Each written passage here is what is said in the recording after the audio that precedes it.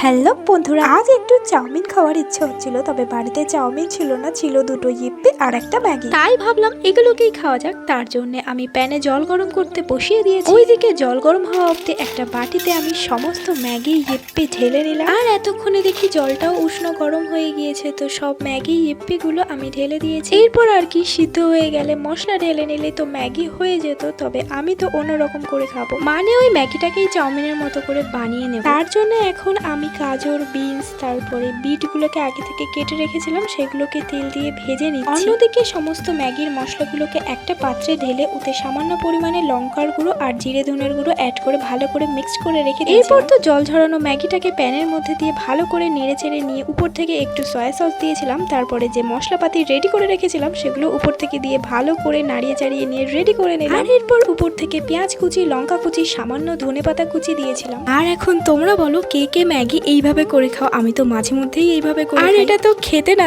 দারুণ হয়।